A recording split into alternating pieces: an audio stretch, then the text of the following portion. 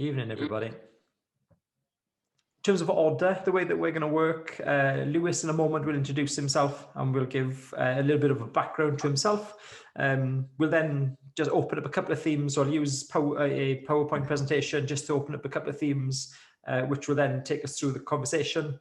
And then the plan is to do one breakout, which we can alter as we go. And if you wanted to do another one for conversation, then that option is there as well. But I think we're fairly safe to start introduction to this point, Lewis, if you're happy. So if you want to quickly introduce yourself, Lewis. Yeah, I'm Lewis Ludlow. I currently play for Gloucester Rugby.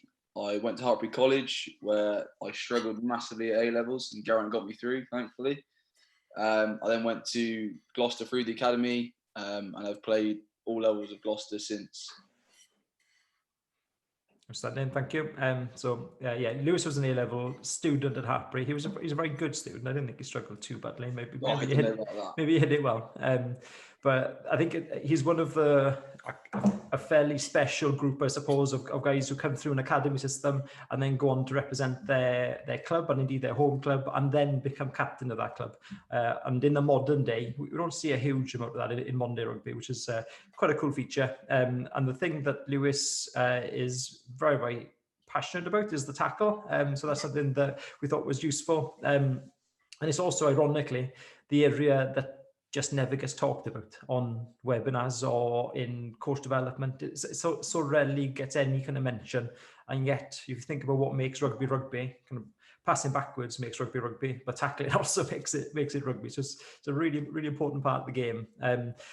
We won't attempt to cover every single tackle that exists in the game. I don't think that's possible, or indeed probably helpful. But what we will do is cover a number of tackles and pick a lot of the crossovers in there. So if I quickly load up my PowerPoint, I can then just go through a couple of themes with you. So and just give you a bit of insight as to what the next wee time is going to entail. Just make that close, smaller. There we go. Okay, so in terms of outcomes, this is what we're hoping to achieve. So the importance of getting close, and we'll draw on that literally from the first few clips. The importance of adapting the tackle to suit you, as in the player, the individual, how we can help that happen as coaches, and indeed how we can support the players do that for themselves. The concept that an early read will make a big difference to how good a tackle is, and indeed what information they might well be looking for. And then that final point we'll pick up on a bit more detail in the moment. So the tackle is both you and an us thing, the individual as well as the team.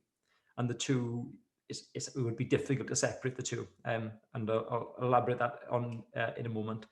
So the breakout task, just when that comes, I've said 3 or 4 clips, it might be 5 or 6 clips. We'll pick a suitable point during the discussion. And we're going to use that as a way of you being able to just take stock a little. We will get probably quite engrossed with what we're doing. So in that case, it's important to have a little pit stop in there. So then you'll have an opportunity to discuss how you would coach what you've seen so far, and indeed what your focus points would be. Just as a little bit of sharing, and everybody picks up different things, and you have different ideas as well. And then during the discussion, Lewis will also share some of the ways that they do the contact area, and indeed the bits that he enjoys with it. And then let's just make this point before we go. So I think this might be useful just to set the scene and everything else. So the tackle is both you and us. And in that case, the tackle choice, that's going to fit the individual based on their own characteristics. And by that, I mean their size. So a 5'8" DuPont is going to make a very different tackle to a 6'7" monster. They are different, obviously, in their characteristics. And in that case, the tackle choice is going to be different. Sounds really obvious, and yet how often do we coach a tackle in the same way for all these different individuals? There's going to be differences, and we've got to account for that in our practice, which we'll talk about. It also exists within a defensive system. Whatever it is you're playing, rush up, square on defense, really tight drift defense, up on the outside, whatever it is, it will have an impact on the tackles that are more readily available in that system. And this is, these are 3 things I think that will help players make better tackles. And this links into lots of stuff that we talked about recently. And they are, the players need to know themselves. So they need to know what their strengths are, what their weaknesses are, and you can do that through individual development plans or review, through performance analysis, through video analysis, all the things that we talk about. And by them knowing themselves, they will start to choose tackles that will feed their strengths, and hopefully as a coaching and a player relationship, you will help them develop the tackle. Also know your teammates. If you know that Lewis Ludlow is going to make a chop tackle, it makes it a lot easier for you to decide on what your defensive system around it might be. You might well be thinking about offloads because you know that's going to be an early tackle. If you know he's going to chase up the line, you know that you might need to cover the space in behind. And that's through discussion, review, analysis again. And indeed, the players need to know and understand the system that you're playing within. And that might be an under nines that you're just saying that we're going to try and work together as a team. That might well be your system, but they need to have an appreciation of it. It might be the case that you have no system. Players need to be aware that that's the case, which is fine. And there's going to be a more of an onus on individual tackle if that's the way that you defend. So awareness of it, whatever it might be. Right, let me stop that and then just get some clips up. Are there any questions just before we get cracking? Otherwise, we will jump into it. You've got about 10 seconds to unmute and ask if there is.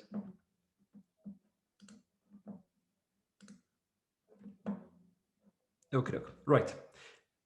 Lewis, it is over to you. So I'm going to play the individual clip initially, and then we'll review and go through. So Lewis, over to you. Yeah, so if we're looking at the clip here, it's my tackle there. It's one of the common constraints that people talk about. Geraint actually put something on Twitter last week of same foot, same shoulder. This is a play that we knew was coming in the week. They do a lot of 11 plays going backwards and forwards. So I've spotted their second row early. As you can see, there isn't really a foot plant there. For me, it's probably one of those tackles where I know he's a bigger guy, so I wanted to plant both my feet because the shoulder's already in close. Dipped late, but like we spoke about in the key points there, for me, it's how close we get. So I know that ball's coming close. The late dip there, my shoulder is already at the point of his hit, so there's no need for any kind of movement forward from then on. I'm already in a strong enough position to tackle. And then the next process from there is the arm wrap, which is massive for us. Wrap the arms, and then luckily he's a big guy, so I'm glad I got Big Val behind me as well to come in and help with that tackle. Cool. So just look at kind of coaching points. Lewis talked the late dip, so chasing with chest up. Yeah, chasing eyes up, so you know where the guys come in, and then just as it's very obvious there he's getting that ball. So that's the time to dip and get under his sort of center of gravity, so that you can win the collision. Yeah, cool.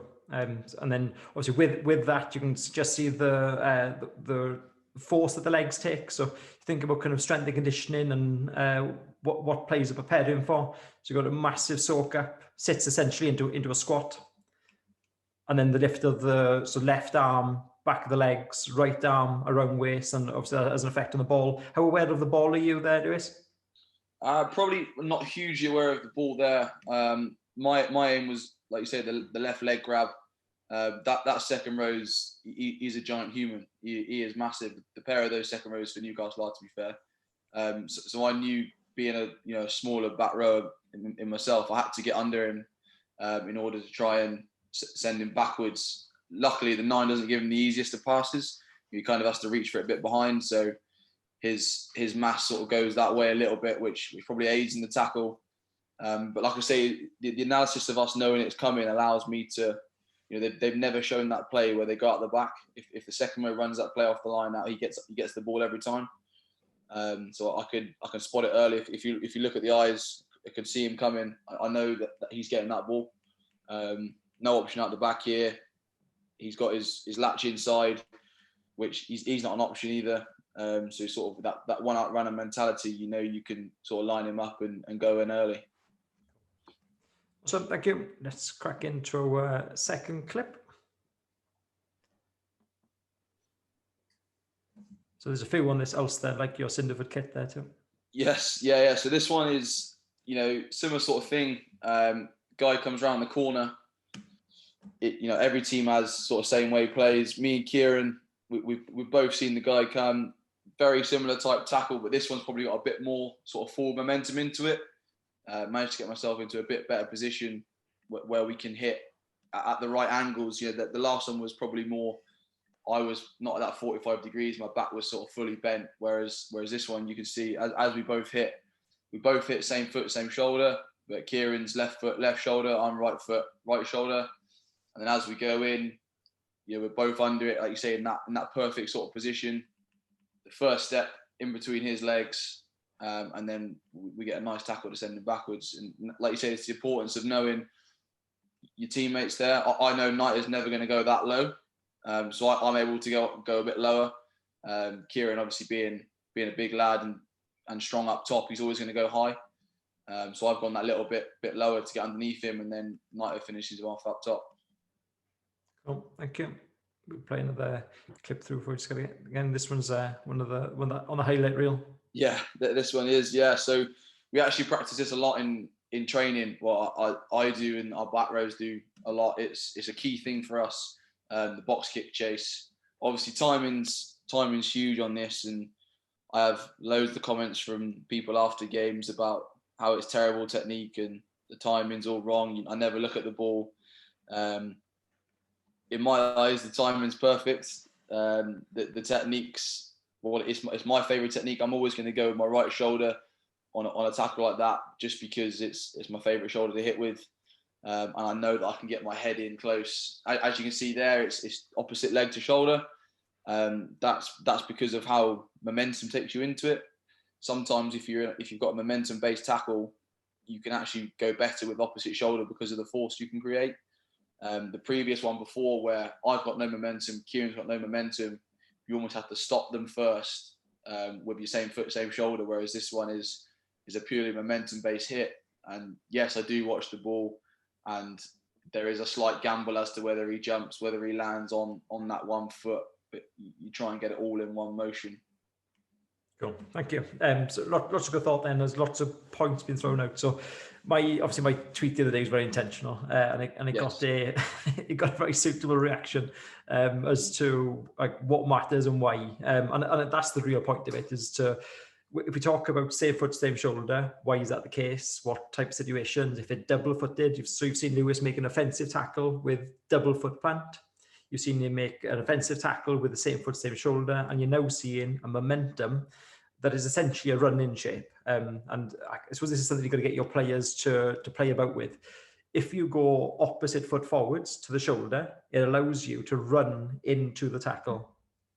If you can picture it, if you go same foot, same shoulder into a momentum-based tackle like that, you've then got to almost follow up with the other leg. It's a natural running motion if you can take the kind of hitting shoulder through as you go through. And at that point, I'm going to stop that share. And then if there's any questions in the chat, which there are not, in that case, I'm going to assume that there weren't any questions, and I'm going to put you straight into your breakout rooms.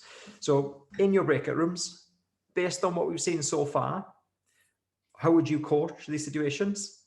So how do you coach the tackle based on your age group, and what are your most important points, regardless of kind of whatever every age you do, but make it as kind of context specific as possible, and then we'll use that then to draw thoughts as we go through. Right, let me get you into your. I'll just answer that question, Geraint, on the chat. Of course you can. So yeah, with the two-man tackle, a lot of it is knowing, obviously, who's inside you. Me there, knowing that Knight is inside me, being somebody who's, he's built to scrummage, not get low and touch the ground. I know that he's going to go high, but a lot of the, you see it. You saw one at the weekend with the two Irish lads that they clashed heads because they're both at the same height. It will happen. It's just one of those things that if you can get to know your teammates well, then that's probably the best way of avoiding it. There are certain guys that will go really low, and there are certain situations where you're going to go really low or really high. For example, you play the Dupree brothers at Sale, you're going to have to go high on them, because if not, the ball is coming out. They got the most offloads in the Prem. they will offload it if you don't tackle it. So sometimes you're both going to go high there and almost, risk the bang on the head, if you like, just because you're so worried about the offload. Whereas we knew against Ulster, they're a team that just want to sort of beat you around the corner. So that guy getting the ball is going to tuck. He's going to carry. So me and Kieran can both go in there and try and make that offensive shot as they come around the corner. Right, cool. So in your breakdown, you'll have 5 or 6 different people, literally 3 or 4 minutes, really short and sharp. So you have to get straight into it. How would you coach the tackle? What are your most important key points? And the purpose is, by the way, so you can get a little bit of kind of collaboration, steal some ideas off each other, and get a little bit of grounding as to what this whole thing of the tackle is and what really matters. When you take everything else away, what really matters to make an effective tackle. Right. And if the other lad's going with his left shoulder, your head's right. So it becomes quite an effective tackle, especially if you've got a one-up runner. You straight away you're dominant and you're putting them on the back. That's one of the things that we do is put them on the back. So it's one that I think works really well in rugby union. You get it. Yeah, we talk about, I suppose, what you're talking about there in terms of, if you can get 4 legs against 2 legs, then it becomes very effective for you. Yeah. Yeah, I think for me as well, I think a lot of time we're very about the process. We need to do this and this to get a really good outcome. But as we've just seen from some video footage, we don't need to get everything perfect. I think there's 1 or 2 things, and footwork's the big one for me. But from looking at some of them video clips, we talk about same foot, same shoulder all the time, and certainly at a younger age, I think that becomes more apparent because we're talking probably a lot more about safety. But for me, I kind of look at the outcome a lot. I mean, as Lewis just talked about that there, that was a smashing hit he put on that at the end there. And I'm like, there was probably some, if you're very critical about it, you could say, well, the key factors wasn't all there, but let's look at the outcome, and surely that's what we're looking for.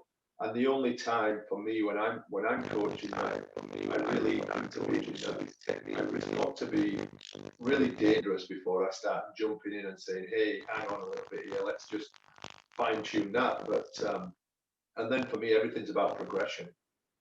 Let's get the feet working right first, and let's get the arms and the shoulders and everything working right before we actually start getting into smash that again. So it's got to be safe, progressive, and I think that's one of the main things that we look at is the actual contact first.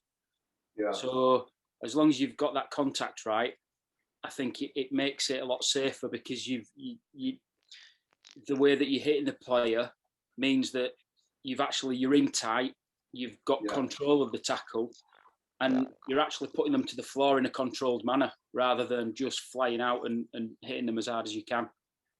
Yeah. 1 minute, gents. See you in a moment. Yeah, I coach a women's team, and defense. Hey, Tian, how are you doing? Yeah, thanks. Good. I'm all right, thank you. How are you going on? Yeah, good, thanks. Ti'n siarad Cymraeg? Ydw i cynta. Oh, nice.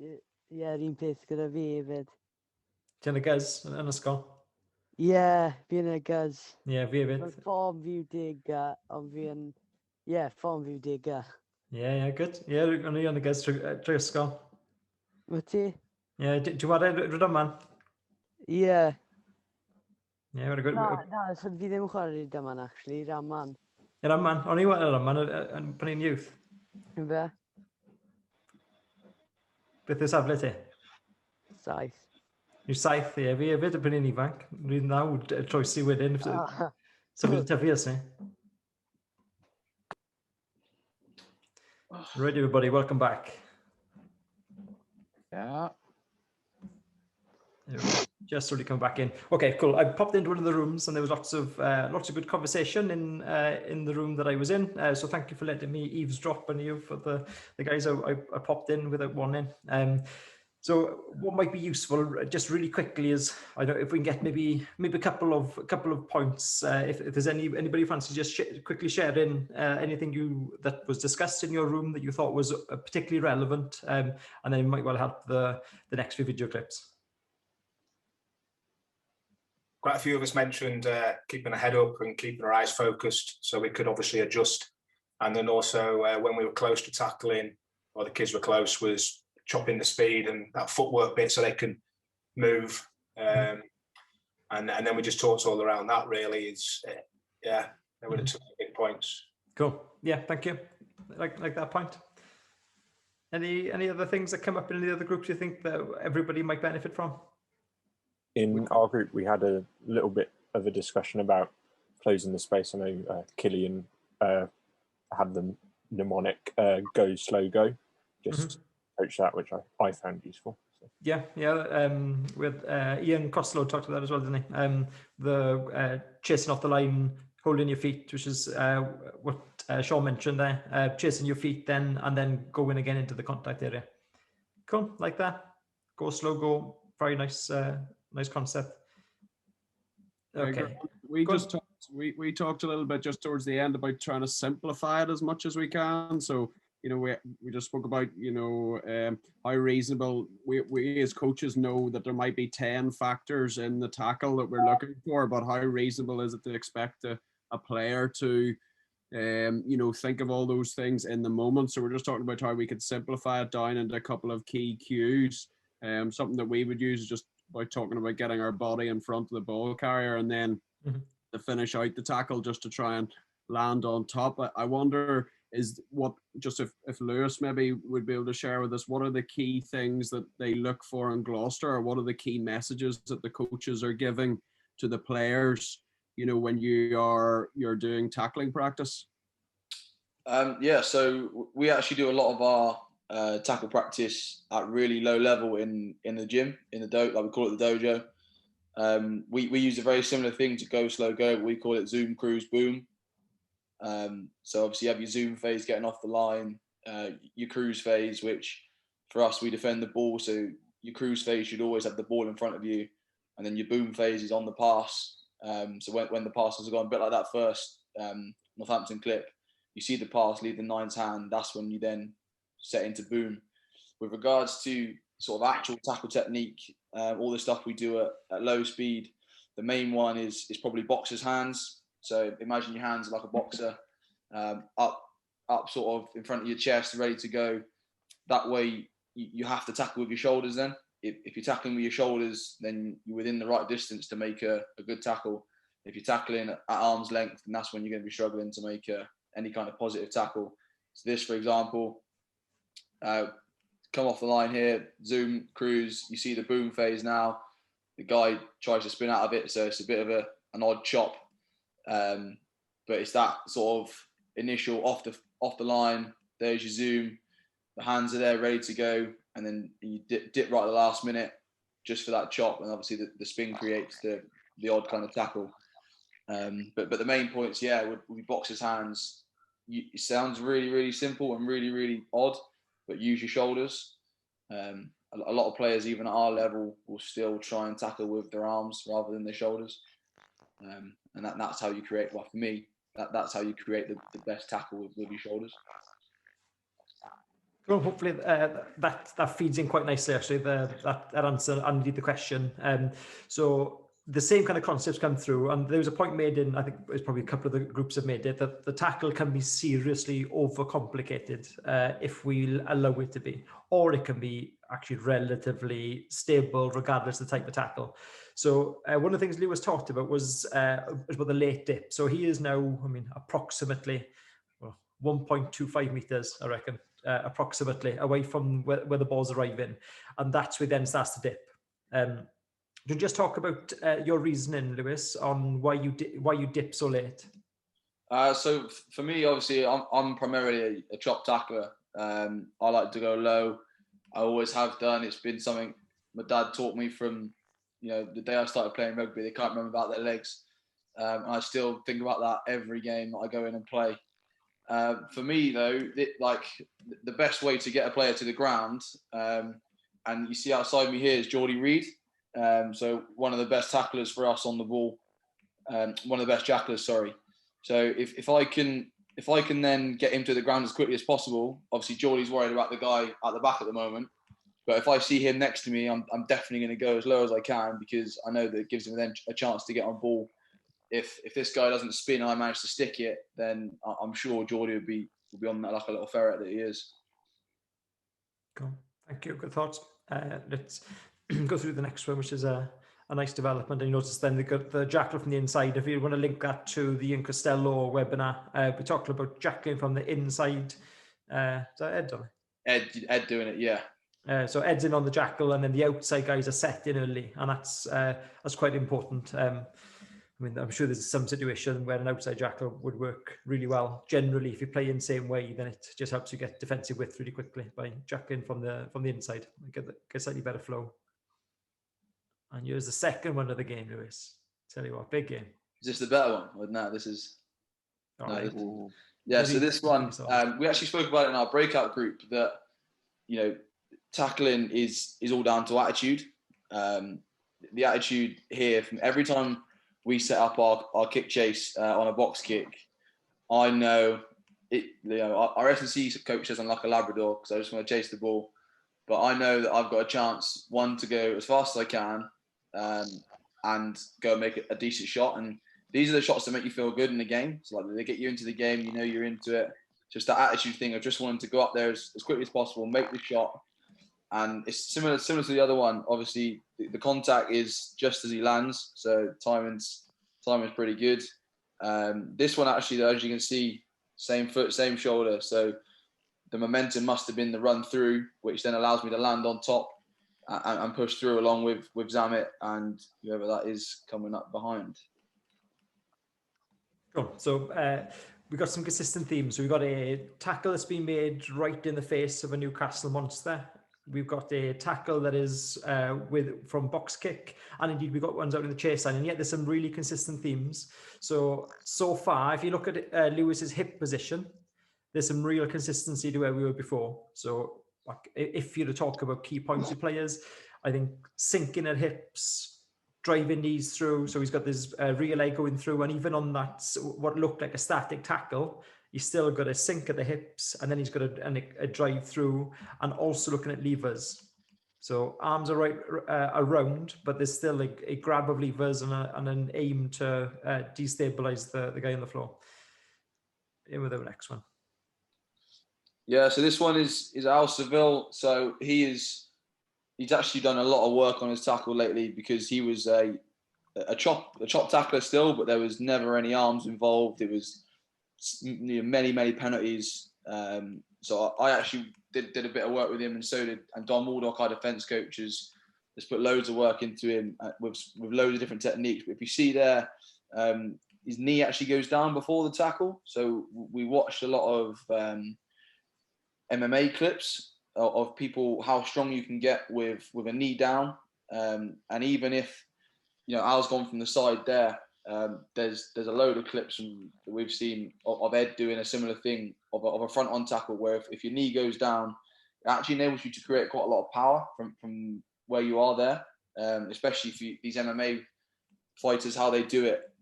So he's gone in with that technique, allows him to get under the ball carrier, like completely under him, and really take those legs away with Craigie coming on top for that classic one low, one high tackle. Cool. And it's interesting that you've said that. I'm sure it will stand out to a lot of people. Most chop tackles involve the tackler going off their feet pre the tacklers on the ground. And you think about your tackle practices, like we often talk about not going onto a knee. And this is where the difficulty comes with practice without context. So, and I would say this even with young players. Young players need some kind of appreciation of context before you're going to put them into a challenging situation, like a game, a 4v4 game or a 3v3 game.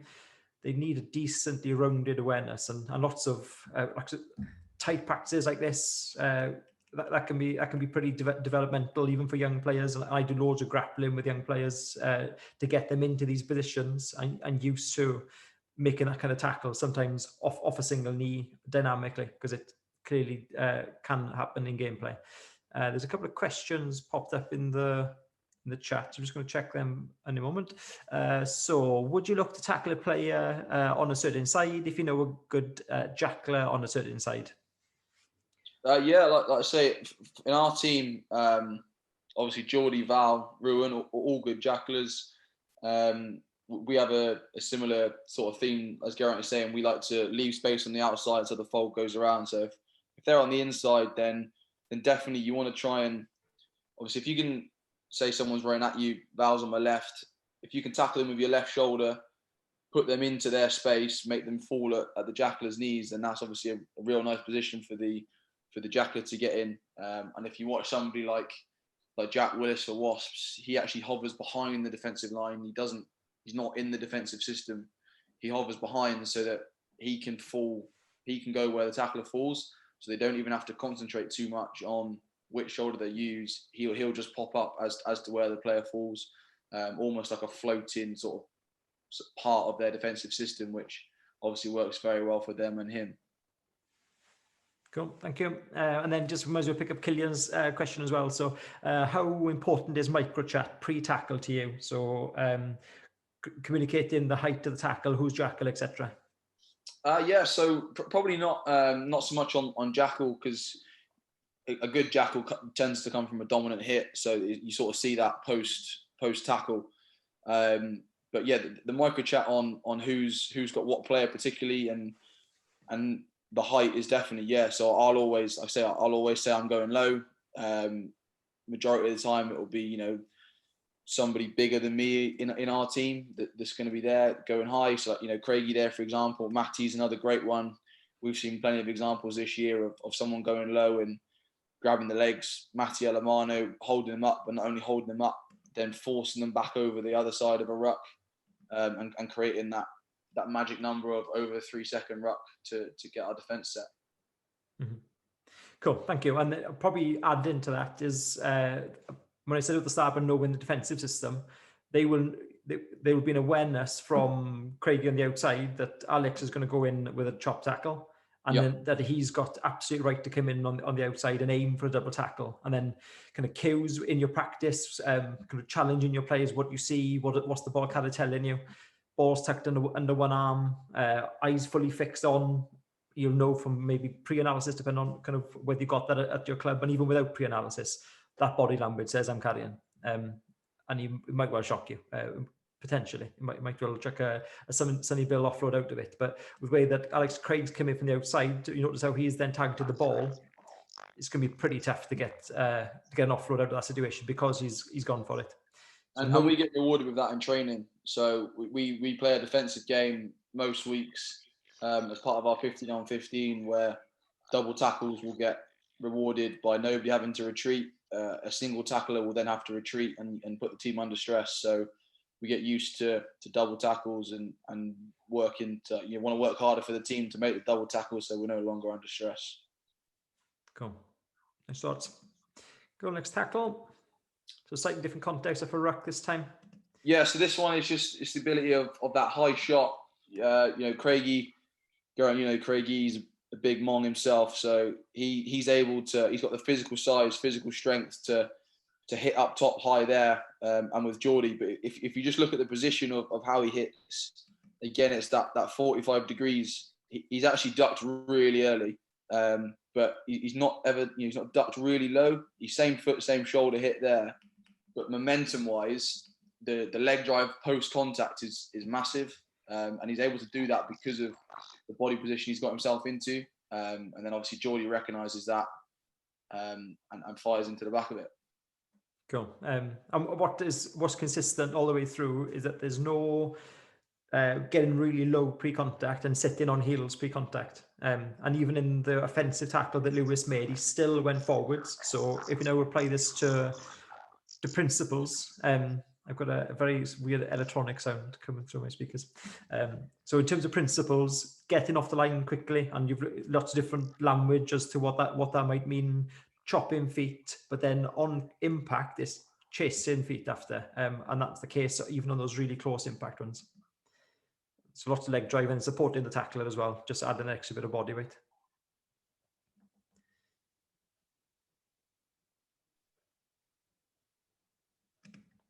Definitely search this for one. these Yeah, tackles. it's another kick chase tackle, but obviously we know the ball's gone a bit further. So me and Ollie were speaking here.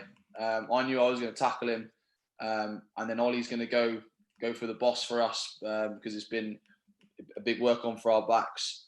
As you can see, it's, you know, somebody analysing that will say it's the complete wrong tackle, head's the wrong side, etc., etc. But the late step from him, I'm down, I'm low. I know that I can get both my arms around his legs, and then it's the same thing. That double foot tackle then allows for the sort of momentum for me to push him back the other way in that squat position, like Garrett spoke about.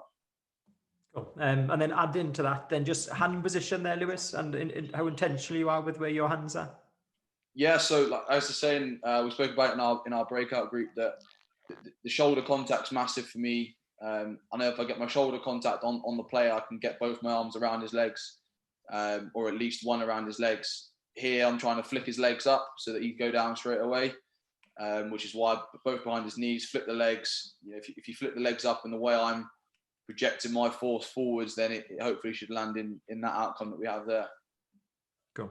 So again, I actually think this is relevant regardless of age. So when I'm coaching tackles to under 9s, under 10s, I don't talk about getting both hands around the contact area. And the reason I don't do it is because I actually think it makes them worse tacklers. I don't think it makes them safer.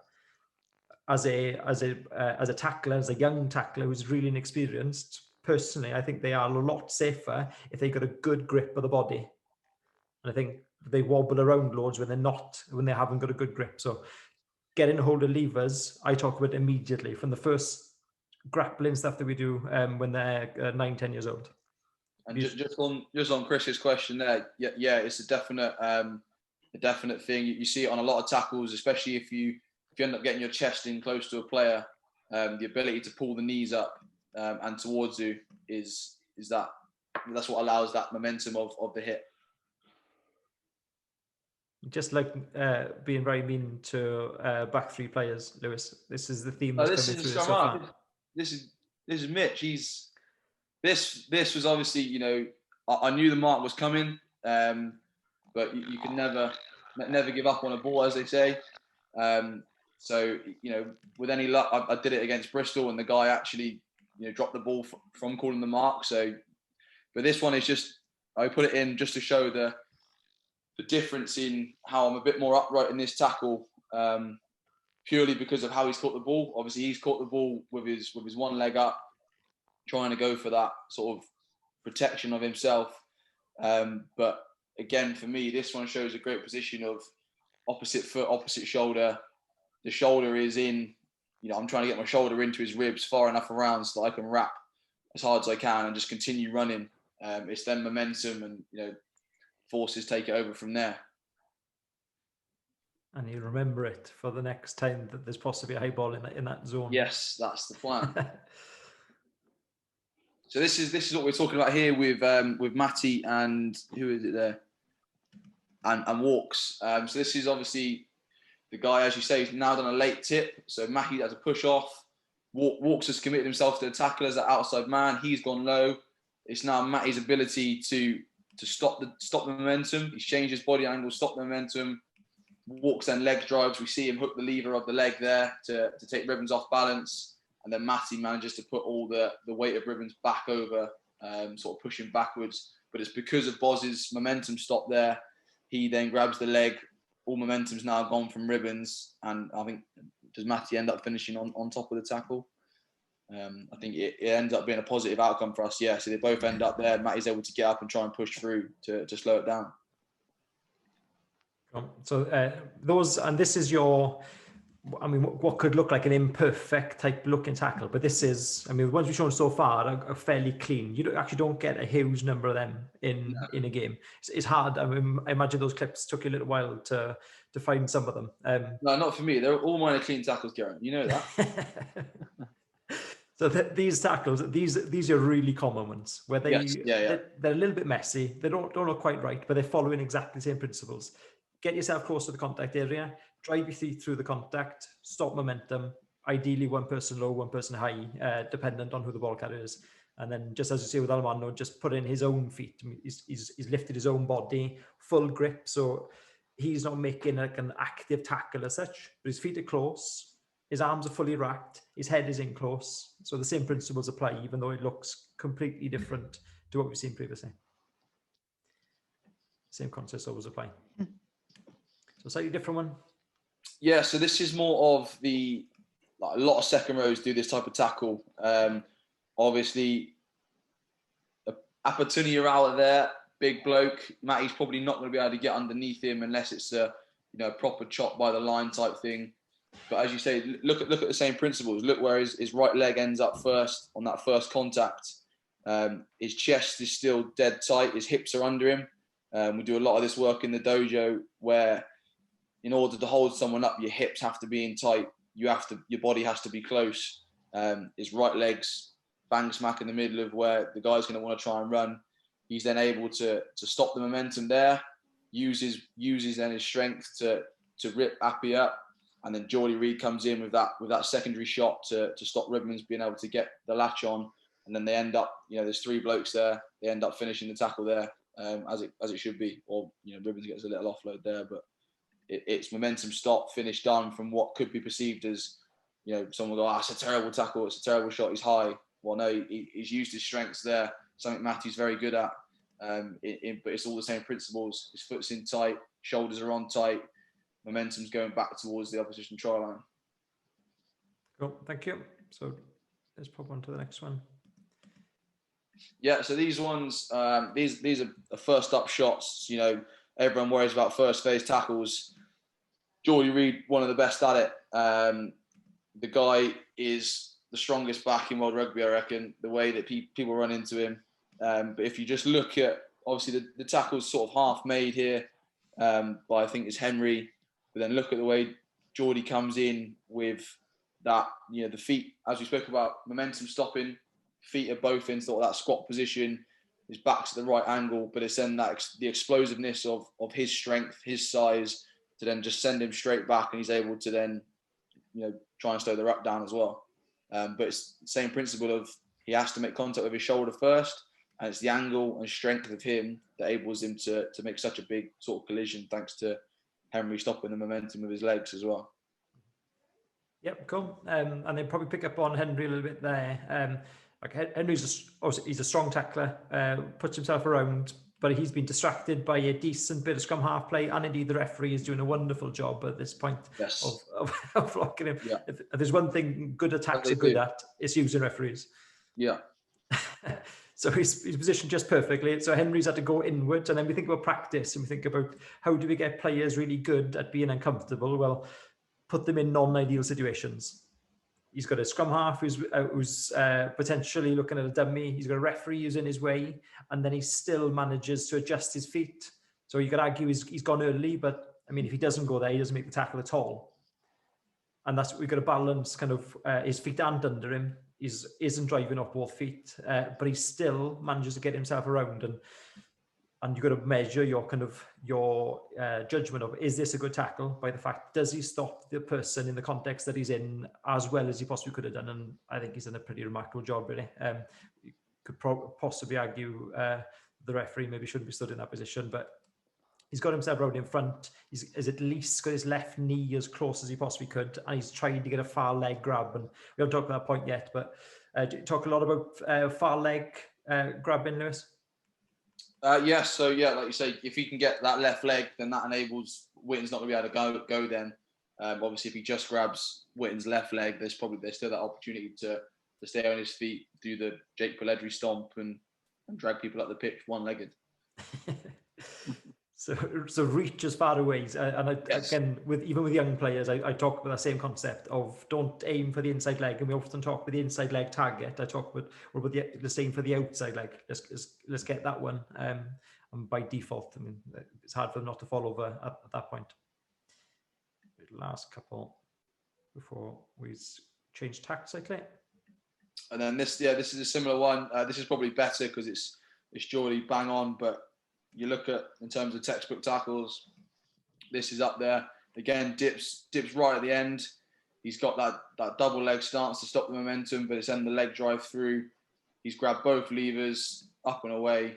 And yeah, it's that. As I say, it's that probably that textbook tackle off a first phase. It's exactly what you want.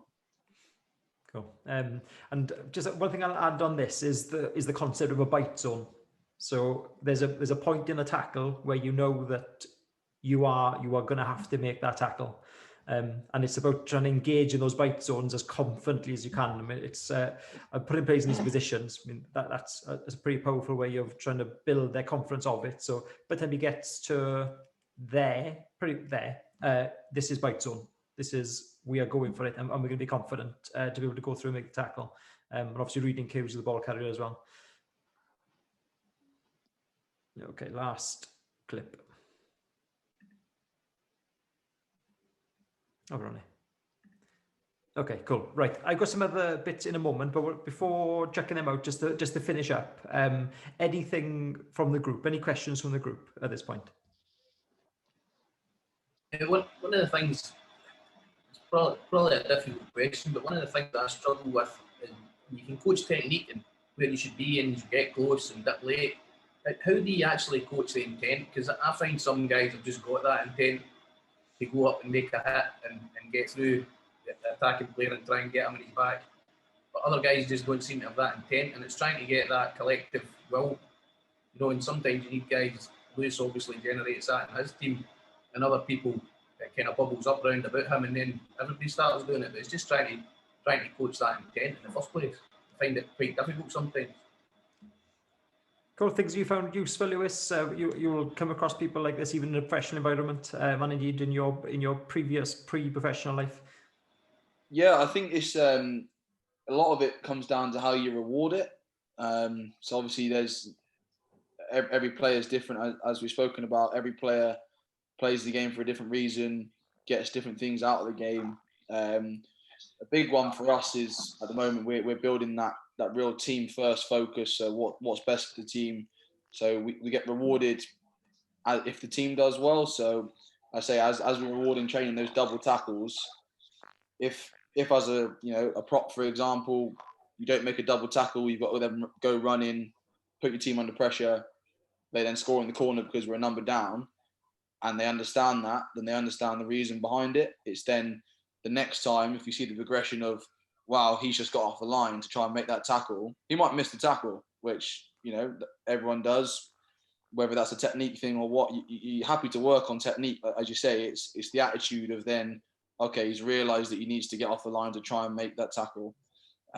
It's then once the attitude bit's there and you work out how to reward that and get the best out of that person individually, you can then worry about the simple thing, which is coaching the technique. Because I think most people can learn technique, but as you say, it's learning the attitude and the intent thing, which is a very hard, very difficult, very individualized thing to do, and will be different for every player. That's good. I might bring some of that kind of stuff in training, because what I did try before was I brought in a thing called a brutality award for games, and it wasn't for brutalising folk, it was just for exactly what we were talking about getting up off the line and putting in big hits or 2-man hits. Yeah. Then it just was the same guys that were winning the brutality award. So maybe we had a similar thing. We had the Gloucester Bull. Training's a lot better, yeah. Yeah, no, we had a similar thing. We used to get a T-bone steak for the best defender. Gloucester's, we called it King. Was it the Pride of Gloucester? King of the Pride it was. But again, it was only 2 or 3 of us won it, and there was like a boxing robe to sign and stuff. And it does get difficult. So you have to try and work out different ways of rewarding different. Not everyone likes steak, so it's it's not in their minds. Really, not everybody likes steak. Well, there's some people out there that don't, apparently. Yeah. The only thing I chuck in there is, from my own experience, confidence of players is a massive thing, and confidence is built through success. So you've got to allow players to succeed. The players that there's at least one person in the room that can reference names with this one, but there are players out there who will do anything and everything to avoid tackles, and they become genius at it. They find all manner of ways of doing it. It's trying to talk to them. One player who I've worked with the last couple of seasons, lot of discussions about it and how important it is. And he knew it was an issue. He knew it was a confidence matter. So we did lots of stuff in training, one-on-one stuff in training, just to build his confidence up. 100% he got better. That's not the case for everybody, but for him, it was a confidence matter. And we did lots of small success building stuff in training. Because in gameplay, you haven't got a choice, so you just got to go for it. But in training, just made sure we had lots of success. But lots of different approaches. Right, let me show some clips that Lewis has not seen before. So these are just a couple. This is from England, Italy for the weekend, and we've got a bit of a mix of stuff in here. Just thought we'd wrap up with a little bit of stuff that when there's fresh to Lewis, so he hasn't seen any of these clips before, and also some kind of different style tackles, and we might well see some decent consistency. So let's play this through, and then we'll gather your thoughts, Lewis.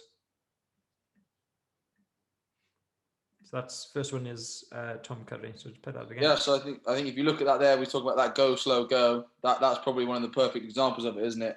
He goes, he sees the ball there, and he goes again because he realizes. For me, if I'm in a similar situation, I think he realizes he can get to the loose head there within the pass. Obviously, the next variant of that is if he can't get to the pass, his slow phase is then to swim off and get to that guy out the back because he knows it's not going to go to the tip runner because by that point he's overrun it. So yeah, that's obviously just good recognition by Tom of his own strengths, knowing that he's got the speed to get there and affect that ball. Yeah, and when you go, this one stood out for me because I thought this is exactly what we try and coach our players to appreciate is how much ground can they cover before that ball is passed, or when the ball's in flight, can they cover that space? And being able to help players do that, I think that's one of the most important things when it comes to making effective tackles. Can they judge how much ground they can cover in X amount of time? And Tom Curry, right to this point in time, this is his bite zone. He's decided, I'm going for it. I think technique-wise, he is just running through the tackle. There's no finessed tackling technique as such. Interestingly, this is one of those that I think World Rugby they're going to clamp down on quite a bit. The kind of the chest-to-chest contact where heads actually end up clashing. In fact, there's a decent head clash with this particular one. But feet in close, runs through the tackle, continues to work after the contact. Arms-wise, arms are clearly racked. Hands are in tight. Lewis talked with the boxing gloves. Hands are in tight initially, so completely different to what we've seen so far, and yet the same points are still present. Next one, Lewis. So this one, it's obviously a tackle that a lot of people will try and do. He's obviously gone targeted the ball. We call it a reef. So same thing. We've seen that position a lot this evening. Both feet planted, so he stops the momentum. The main thing about tackling is you have to stop momentum before you do anything. A tackle will be good. Momentum stop. Boom. He's got his arm in. As you can see, he goes right under the ball. It's a really nice reef technique. That straight under the ball, then goes north south with that, flicks it up. And I'm sure there'll be a bit of a worry about ball security there from England in that situation.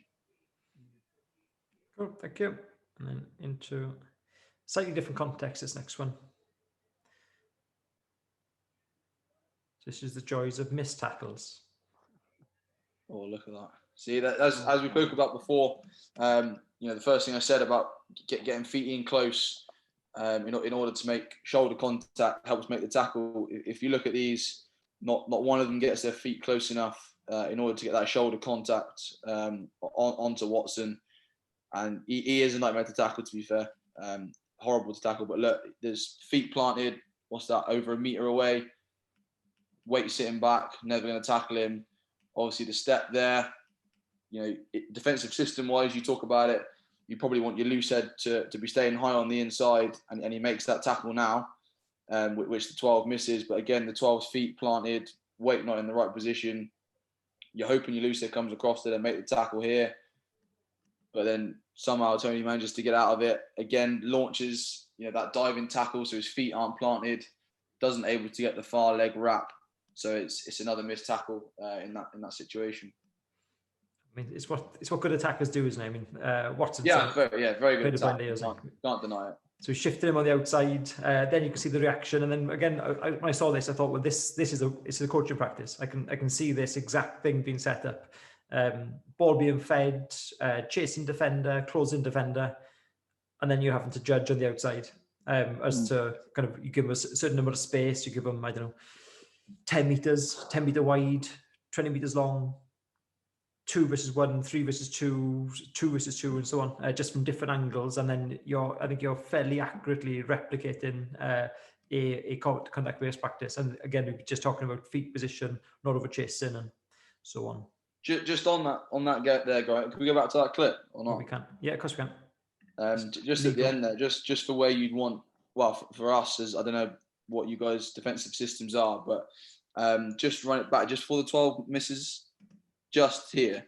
So as you see Watson step off, you want 12 and 1 to have their shoulders still square, and 12 should be where Tom Curry is in order of that sort of defensive line.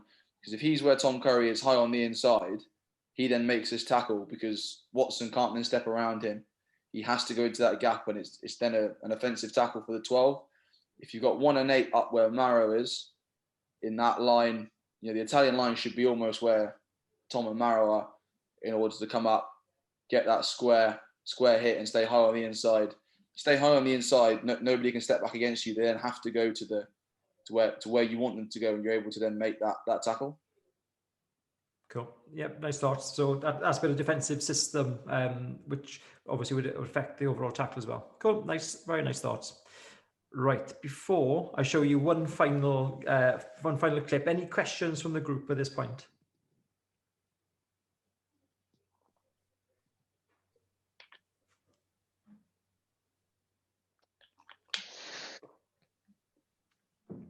Okay, in that case, let's move on to one final one. And this clip is, I chose this one because it's one of Lewis's old teammates, partly, in addition to the fact that it is then the jackal after. So we looked a lot of tackle, then how tackle leads into jackal and how this kind of system works together. So Scarlets versus Bath. Scarlets won this one, which was very nice. You can see Sam on the inside. I'll play it through, and then I'll play it through again. Then after, I'll show you the end on for it as well. So let's play that one through again. Got to be illegal, isn't it? Surely. Can't give the answers away too early. So Sam's on the inside in blue. Just watch the way the defensive line works, how the system works. So they pointed in front, and then partly you actually want an attack to step back inside on this environment, and then steps right into Sam's path. So tackle from the outside. So this is all really intentional. Tackle from the outside. Sam now is in perfect line of the tackle. So finishes tackle, and even the process that he's followed on his on the finish is pretty cool, really. So dips low, everything we've seen so far. Finishes chest forwards in the contact area. And from the other angle, we'll see just how much cheating has just gone on. So makes tackle. Chest down, make it easy to get back up. You can see his right hand, just to give him that little bit of momentum. So you wonder how did he spring back up? Well, he kept his hand on, and he actually won the turnover as a result. Terrible, isn't it? Nice. Isn't it? An alternative. This is how not to cheat.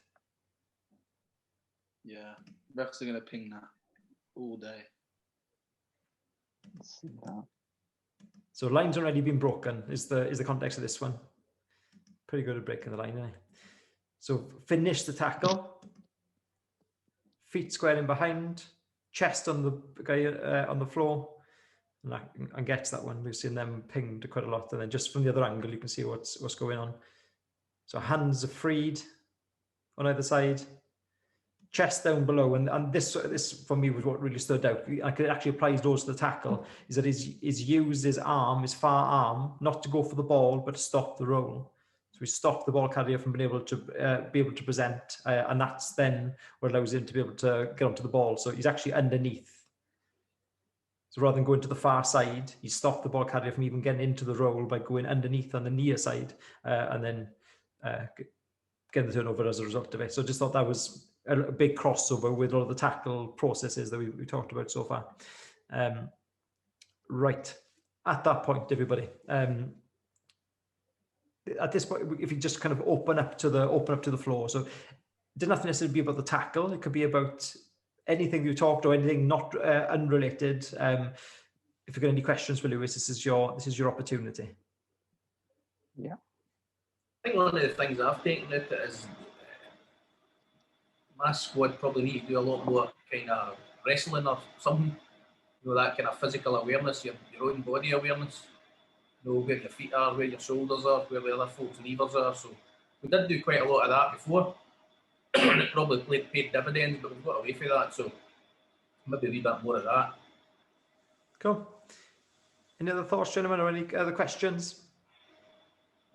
Yeah, I've got one, if you don't mind, Geraint. Go on. It's in your defensive systems.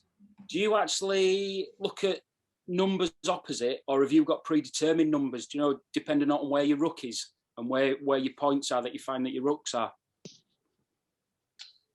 So we look at it that our system is called we call it a jaws system. So we want to get high on the outside, push guys back in, and go from there. So it's not necessarily numbers. We put the onus on the wingers and outside backs. So if they look up and think they need a number round, then they'll call for a number round. If not, they'll say stop and stop the guys from folding. So then we should be numbers on the open side, for example, or then looking at a team like Newcastle, for example, when we knew they were going to do several 11 plays through the game, a lot more onus on them to pull the guys round and get guys at least sort of man on man, if not try and get a number up so then we can really fire and get in their faces to stop that going around the edge of us.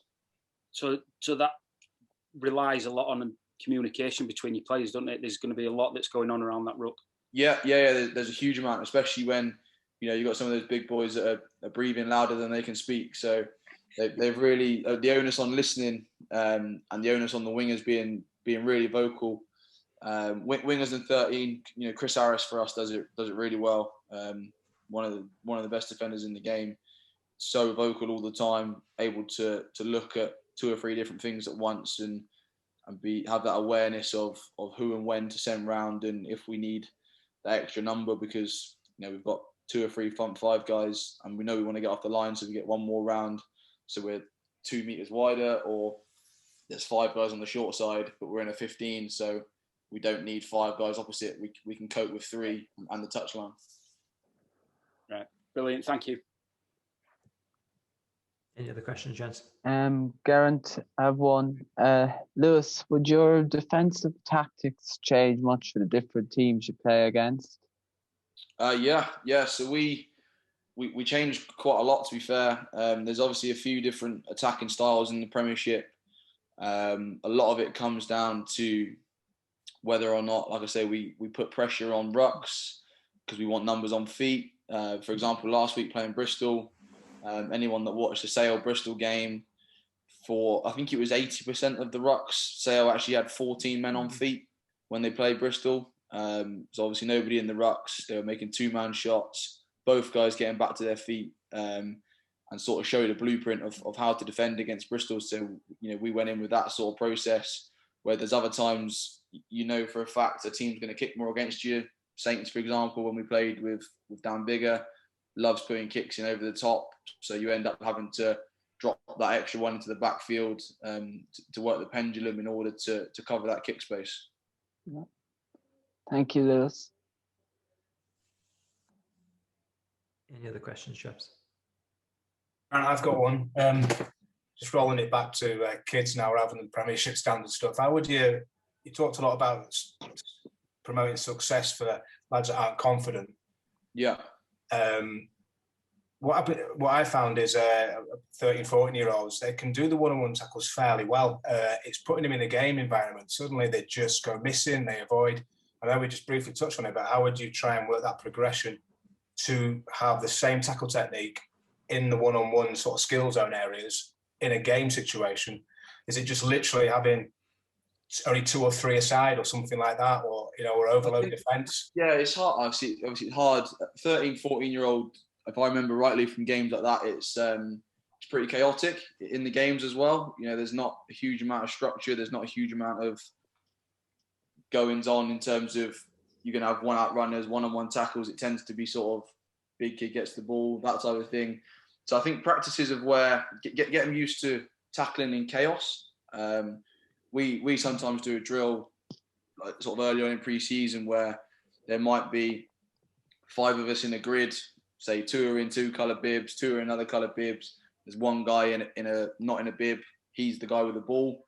You then shout a colour. It's then that colour. Both those 2 guys have to make the tackle, but you don't know where you are going to be in that grid. So it's almost like they have to then readjust, get the position. The ball carrier knows which way he's going, sort of obviously north-south. The players then have to get in the right position, make the tackle, and go from there. It just gives you that confidence of talking to your mate, having to get in the right position, tackling in a bit of chaos when you don't know what's going on because you're in a group of 5 blokes. It might completely stress you out, or you might be worried about your head or something. If it brings that element of competitiveness and chaos into the training environment, it hopefully readies you a bit more for a game, if that makes sense. Yeah, that's great. Thank you. I have another one. Who's the toughest player you've come up against in the Premiership? Or I get asked the question a lot, and the hardest bloke I've ever had to tackle is a guy called Matt Luamanu at Harlequins, or used to be at Harlequins. I don't know if he's still there. I had a shocking game against him a few years back. He must have run at me 4 or 5 times, and I felt like a bowling pin. I was just going all over the shop. So that humbled me quite a lot, and I used to think I was quite a good tackler until that point.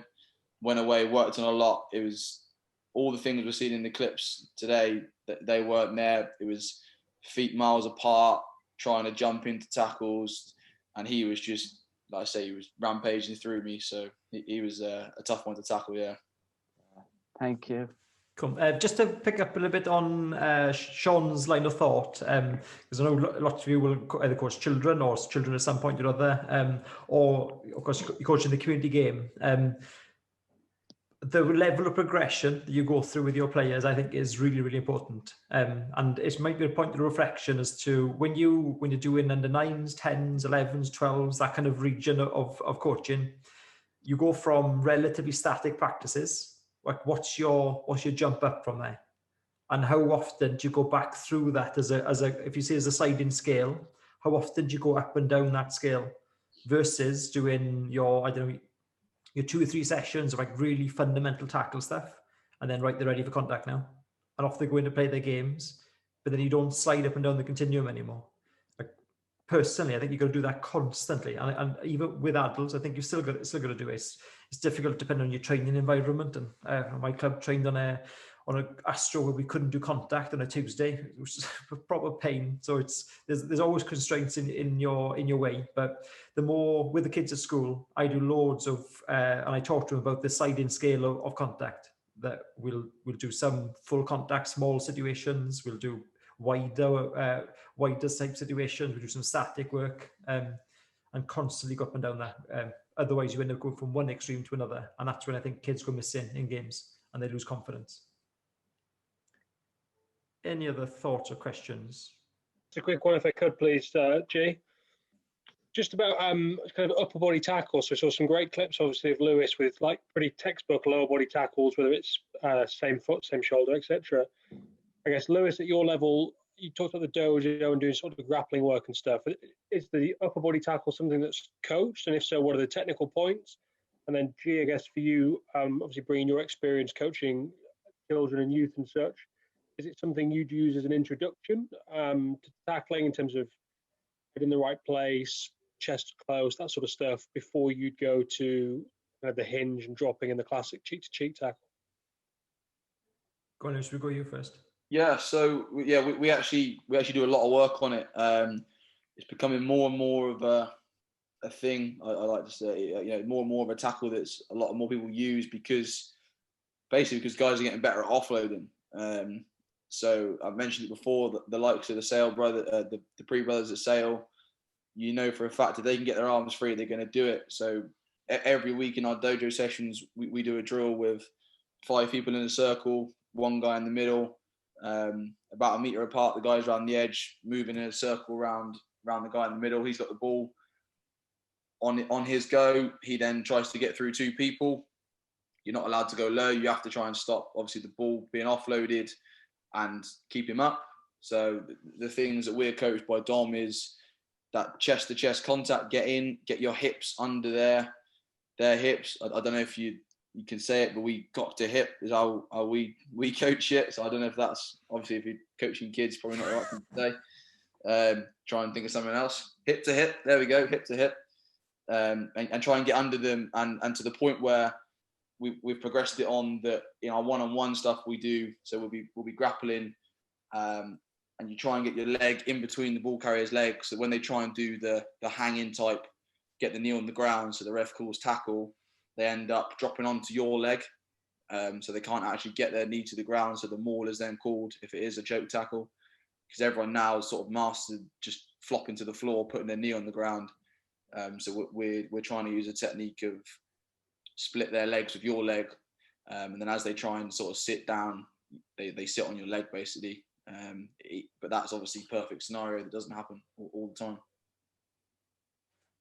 Was that, do you have any more coaching points on that one?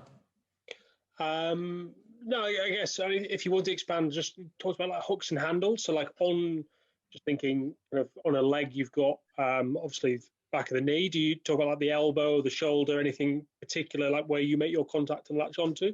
Yeah, so obviously doing most tackles is obviously back of knee, breaking that sort of knee bend. A big one is obviously elbow, trying to not necessarily bringing elbows out or around. It could be just trapping elbows into, sort of into sides, getting things in close. Obviously you have to be careful going around shoulders now, because anything above that, they start getting a bit teary. So you have to be careful around that. But levers are obviously a massive thing, and not just the levers, the grip on the lever as well. Sometimes you could be in a tackle and you end up grabbing both arms, with your one arm, because that's the best thing to do. Or you end up grabbing both legs with your both arms. It's that type of thing, or one leg, because that's the only thing that's available to hit. So it's not always what lever you can grab, it's how you grab it as well. There's different ways of grabbing it and manipulating it to suit you for that tackle. Well, thank you. Cool. And then kids-wise, in terms of kind of where I would go there, I first contact I do when they are 9 years old, I do grappling and wrestling. I don't start with any of the traditional stuff. So tackling off knees, one-on-one, crouching tackle. I don't do any of that when I'm coaching tackling to start. I do all wrestling and all grappling. And that's based on what their experience is going to be like when they actually play the game. And it's based on lots of things Lewis has talked about. So getting chest close and head close, those are two, I think those are two incredibly important factors when it comes to making a tackle. If a child doesn't get their head close to whichever body part they're trying to tackle, it's going to be really hard to make the tackle. And they're probably reaching with an arm, and their shoulders probably not making a good contact. So I talk loads about getting your head in. We talk about getting close and personal. Get your head into whatever body part it is that you're tackling. So when it comes to then chest tight tackles, we play games with kind of within the 10s. In fact, just before we went into lockdown, and we could do some contact. We did some. They got point systems based on if they were close to wherever the source of the ball was. If they could hold the ball carried up and stop and get in the ground, then they were getting points for that. So even with under 10s, I think it's important that they get some kind of tactical understanding of like, when is that tackle actually going to happen. If we're not fairly close to each other, it's really hard to make an upper body tackle as a kid in reality. So when they're further apart, and then giving point systems, so ball's gone 5 meters from a ruck or whatever, points then, get on the ground quickly. Can you get them down to ground before they cross the imaginary line? And we talk about the magic line, otherwise known as the gain line. So if you can get them to ground before they cross the magic line, you'll get 5 points or whatever. Or they have to drop a player and give you a player. So yeah, from the outset, I'm thinking about all those things: feet close, head and chest in close, arms wrapped around a body part. And then when they're probably 12 or 13, then I'm talking about far leg contact. As Lewis said, break the leg. I haven't found a child-friendly version of that. I'm sure there is a child-friendly version of break the leg, but I still use it. Maybe shouldn't, but I'm sure there is one. Break the leg, get a knee bend. I don't know. I can't think of one. If you can tell me, then that'd be great. Right. Any other questions? You take them dancing. You pick up one leg and take them dancing. Oh, I like that. There we go. There's child-friendly. I like that. Any other questions before we sign off, gentlemen? Grant, could I just ask maybe yourself and Lewis, is there any other small-sided games, particularly would be appropriate to sort of your underage players that you've seen being used to maximise repetition of the tackle? That's probably one for you, Garrett. I'll give you one. I don't know if you ever played this, Lewis. Do we ever play Space Invaders? No. Space Invaders? I don't think we did once, but Space Invaders remains one of my favourite games. I love this with kids. It's fairly chaotic. So group of players either side, and then you have like diagonal cones. And if you've ever seen Space Invaders before, the Space Invaders move sideways. So you get the Space Invaders, we've got to move side stride to one cone, side stride to another, side stride to another.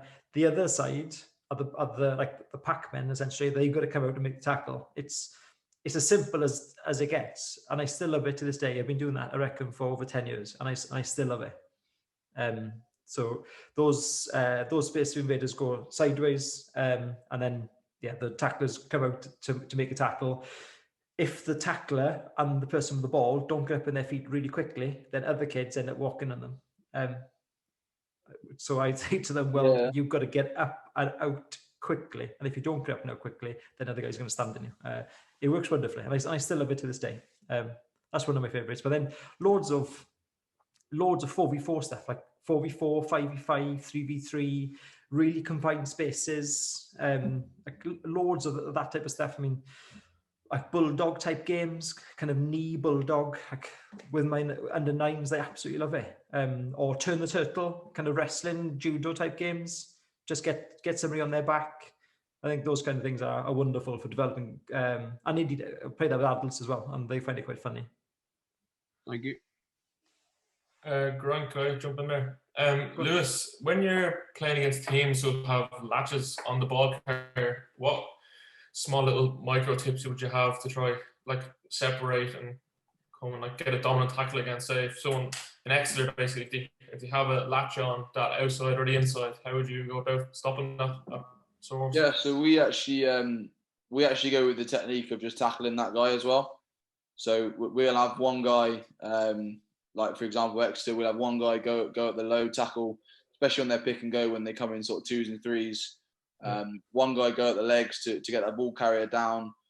The latch's obviously main objective is to hold the ball carrier up. So then the other guy going high has to break that seam of the latcher and the ball carrier. Break that bind, get him off. And to be fair, we actually spend a lot of time talking to officials about that sort of thing. Yeah. Just being aware of it. We're very honest. Tell them what we're going to do. And I think most teams say the same. To be fair. Tell him what we're going to do, and just so the ref looks out of it, because obviously if that guy's ahead, he's then illegal, and you can't tackle somebody that's obviously in front of the ball. So it's that type of thing. Yeah, sweet. Cheers, mate. Cool. Right, everybody, we've gone through hopefully a decent amount of detail, and we covered the tackle hopefully relatively well. Be interesting to get lots of your feedback. I'll send out a feedback form to you all, just to get your thoughts on it, and Lewis would appreciate that as well. This recording will go to Undercourse Logic, but just to say a massive thank you to Lewis. He's obviously deeply engrossed in the world of COVID playing rugby, which is a lot more stressful than maybe it first appears. So thank you for giving up your time, Lewis. Much appreciated, and all of your expertise as well. You've gone through some really good detail from those different tackles, so I enjoyed it a great deal. Hopefully everybody else did as well. So, gentlemen, I will see you all in the near future. Keep an eye out on those of you on Patreon. There'll be loads more stuff going on there in the next couple of days, particularly on individual profiling and that kind of part of your coaching worlds. And there's a couple of the documents I'll put on to help with that as well. So see you soon, everybody. Thank you. Thanks, Lewis. Thanks, Lewis. Thank you, Lewis and Garant. Thank you, No worries. Cheers, boys. Thanks very much. Cheers, Lewis. Cheers, lads.